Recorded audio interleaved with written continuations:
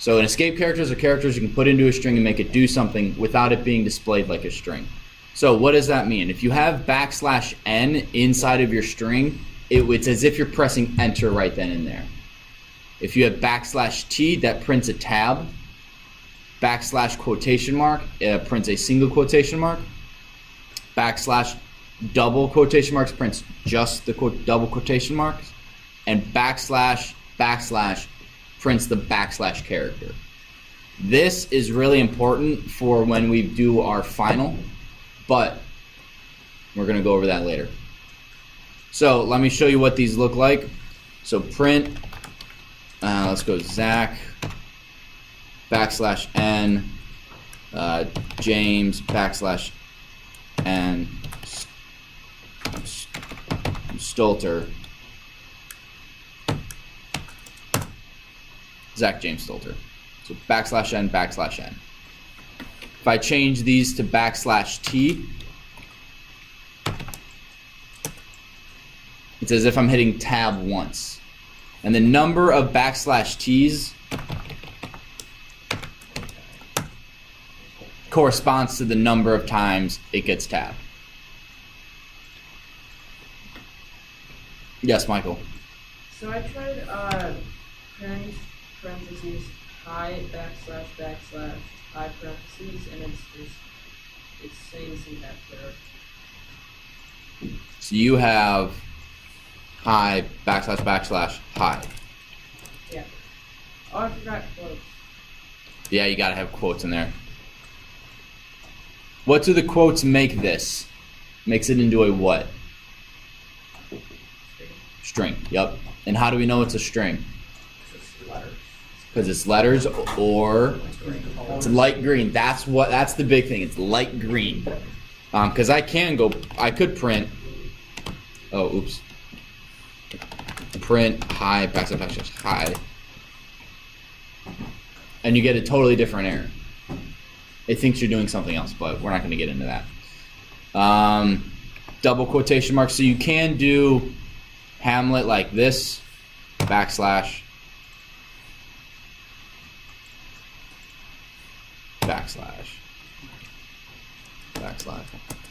and you get the exact same thing. If you typically would use these backslashes if you have the same,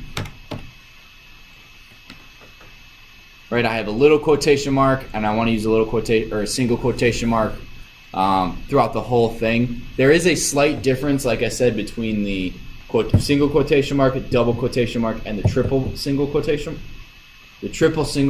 marks. We'll get into that later, but for now I would stick with using either the double or the single. If you're always going to use the single and you want actual quotation marks in there, you'll need to use these backslashes. Make sense? What the backslash does is that backslash followed by certain other letters or even symbols tells Python that this is a special thing. Don't just do \d. \d stands for something, or \n tells it to do something special. That's why if you want a backslash in your actual string, you have to do \\, because the computer sees backslash, we're going to put a backslash. How many times can you say backslash before you screw it up? I mean, that's like, whatever. So, any questions on these? I'm going to make all of my PowerPoints available online. I think what I'm going to do is just give you guys a link to a folder on Microsoft OneDrive, basically my Google Drive, and I'll just save everything that we do in class in there, so that no matter what, you guys just click on a link or even bookmark it, and you guys will have up-to-date stuff that we did in class. I won't save this sort of stuff because one, you guys can do this in class, but if I'm doing an example of a more complex problem or whatever, I'll save files to that location. That way you guys can double click it and have access to what we did in class, plus study guides, plus reviews, plus all sorts of stuff like that. Yes, Soren. Yep. Yeah. It's PowerPoint. And then so now that we're pretty familiar with strings, right? We're gonna jump back over into numbers. The answer is on the board, but Abby, what's the difference between an integer and a float?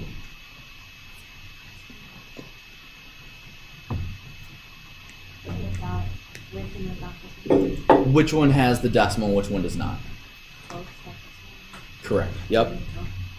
So an integer, just like in math, is a whole number, whereas a float is a decimal or did we say it was a rational number yesterday? Like a decimal is a rational, irrational. Is a rational number. And then what's an irrational number is a number that cannot be, it can't be An irrational a fraction. number is, well, a rational number is a number that can be written as a whole ratio. Sorry, not a whole, but a ratio of two integers. Irrational is not. Okay. So it goes on infinite. I know pi is It doesn't irrational, repeat. which is crazy because who doesn't love pie? Pumpkin pie? Oh my gosh. Soren, did you have a question? No. No? Okay. So integers are numbers with no decimal point, and floats are numbers with a decimal point. Anytime you have a float used with another number, if it's an integer, it automatically becomes a float. So if you do 9 times 9.0 times 9 will give you 81.0. So let's do 9 times 9, we get 81. 9 times 9.0, 81.0. So that's just helpful to know. I highly recommend, for most things, we are going to do floats. We're going to do a lot of problems with money and sales tax. So if I type in, Zach, what's an hourly wage you would like to have? $12 an hour. Just 12? I mean, preferably $1 million. Well, $1 million, but like $12 an hour. If you do, let's say you want 12 and a half, Yeah, $12.50, and you work 10 and a half hours. We want this extra 25 because that's how much you should get paid. We don't want to stiff you out of a quarter or anything like that. So I would recommend that when we're going to get to inputs, so when you ask the user to type in a number, make sure you always have it, almost always a float, because you can change a float to an integer really easily and not lose any information, but it's hard to go from an integer to a float without losing info, right? Because if I type in 1250 and it's an integer, what happens to that? It actually rounds down. It gets rid of the 0.5, so then I lose 50 cents an hour. And if I work 12.9 hours and I have it set as an integer, how many hours will it compute for? Abby? Yeah, 12. It just gets rid of the decimal. So what we want to do, and I get this is kind of boring, but this is like the basic stuff. Starting Monday, we're going to start with actual like coding problems and doing math and stuff. That's going to be pretty cool. I don't know. Is this boring? No? Okay. Maybe it's me because I because I've done this a lot. But anyway, I'm sorry. I get distracted. Again, tangents. ADD. I don't actually know about ADD. Anyway, so to go from an integer to a float or a float to an integer, all you type in is float or int. So let's bring this back up. So let's say hours worked is, let's say I worked 39.75 hours. Hours worked. Is this an integer or a float? Ricky. Is hours worked an integer or a float? Why do you say integer? Just a guess? Well, an integer is a whole number. Is this a whole number? No, so what would it be? A float, yep. Anytime there's a decimal, it's a float. I'm trying to think of something clever, like a mnemonic device, but... What? What? I actually can't see anything. Oh, do you want to scoot up a little bit?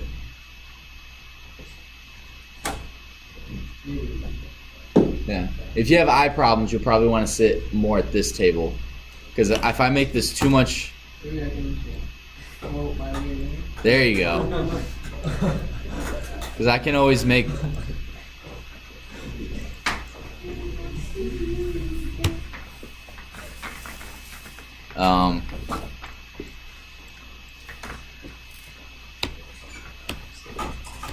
I actually have... I can't make it big enough. It's like 25 is the biggest I can make this. So... I can see that. You can see it now? Okay. So, hours worked is a float. And for whatever reason, let's say our billing system always rounds down. Right? Kind of sucks. But you work for the state, so. So, what we're going to do is we're going to go integer hours worked. And this is the integer version of this variable. This is a very important distinction. I'm not rewriting the variable because hours worked still is 39.75. This is the integer version of this variable. How would I get, okay, I can't ask the question without giving away the answer, so I'm just gonna go for it. If I want to create a new variable, I could do hours worked 2 int of hours worked. And so now hours worked 2 is just an integer. So again, it's the integer version of this variable. So to create a new variable, you have to have, in order to maintain that and save that in memory, you have to assign it to a variable. Tracking with me?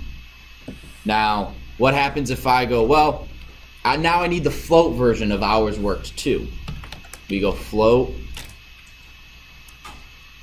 hours worked 2. What number is going to pop up, Soren? In this line right here. 39. With or without a decimal?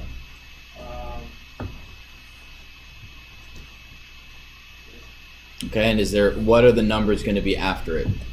0.75. You think 0.75? Micah? Or what, Soren? 0.00. 0.00. So which is your answer, 75 or 00?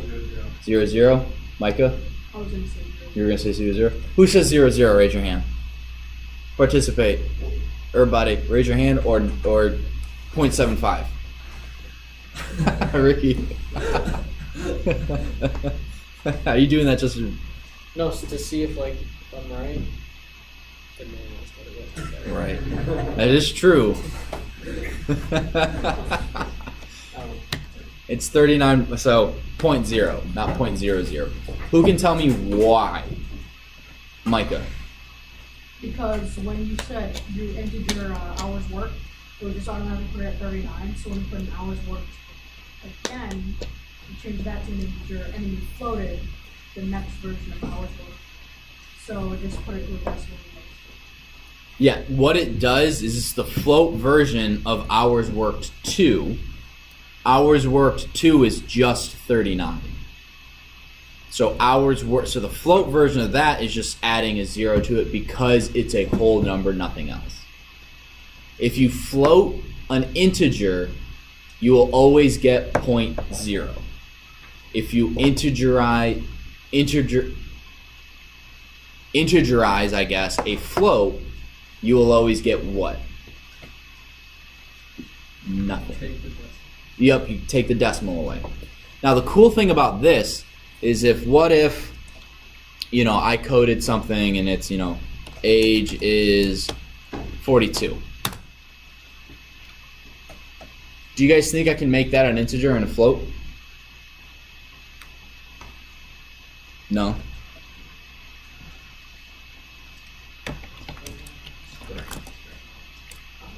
You can. And I can go integer of age is 42. So, depending on what you're doing, you can temporarily change numbers and strings to fit mainly printing errors. Printing errors are if you're multiplying stuff together. Robert. If it were like 42 and then a letter, would it drop the letter? Oh, that's a good question. Let's find out. 4 years.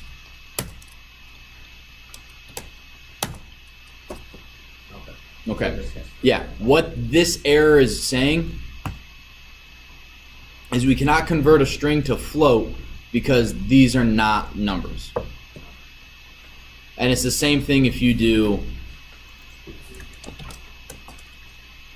invalid literal for int with base 10. Again, you have a value error, which means whatever you're trying to do, whatever you're doing, can't be done.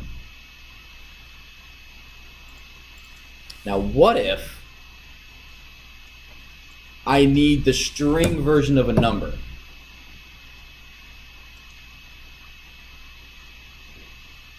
What were you saying? You made a noise. I wonder if that was the answer. No. No? So let's say I have age is 42 or 43 again. All you need to do, str stands for string. So 3 things you guys need to be familiar with is integerizing something, floating something, and stringifying something. Floating's not a new word, but integerizing is. And I'm going to show you why this is actually pretty important. Oops. So we get out at what, 08? Okay, we got 12 minutes. All right, so when we print something, x comma y comma z, that's how we do it, right? 1, 2, 3. Well, let's do print I am comma I am space age comma years old. I'm not, by the way, I'm not 44, 43. Right, so here we go. I have a string, comma, but then I also have this extra space here. I don't want that because it throws off my display of my information. A lot of stuff in programming is how does it look to the user? Is it confusing to the user or is it easy on the eyes? My girlfriend's actually a front end, she's a software developer and works on front end, so her main job is to not main job, but she has to take information from the back end and make it look presentable and make it work. So one of the big things is, can the user read this well? Does the user know what type of information to display or to type in, that sort of thing. So one of the things you really want to, on one of the tests, there's a very specific way you have to display something. And I go, it has to look exactly this way. So what we can do in a string, when we're printing a string like this, is we can get rid of, instead of using commas, we can use plus signs. Wait, hang on, do I have this in my notes? Am I getting too far ahead of myself? Oops.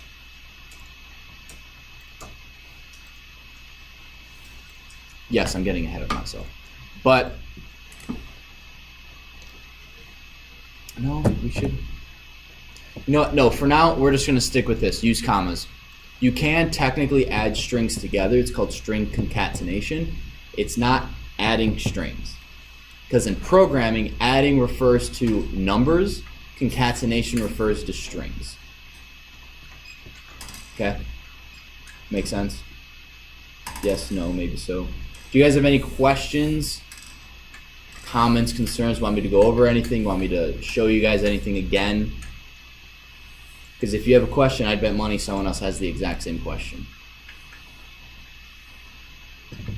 No? Okay. I'm going to stop this then as soon as I find my mouse.